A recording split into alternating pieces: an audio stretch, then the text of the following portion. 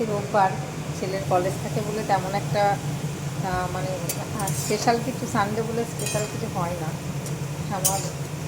ওই যেমন আর কি, শুক্রবার ছাড়া বাদ বাকি দিনগুলো মাছ বা মাটন বা চিকেন, মানে আমিষ কিছু থাকে।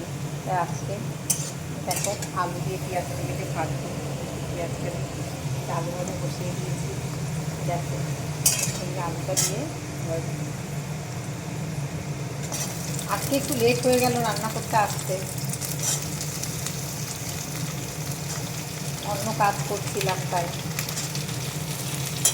দেখো পেঁয়াজটা দিতে ভাজা হচ্ছে, আর এই আলু দিয়ে, এই দেখো এটা কি, দেখো কাঁচকলা দিয়ে জিওল মাছের পাতলা ঝোল হবে,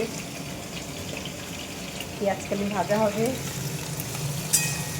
আর কিছুটা মেনু সকালবেলা একটা হয়ে গেছে, ডাল করেছিলাম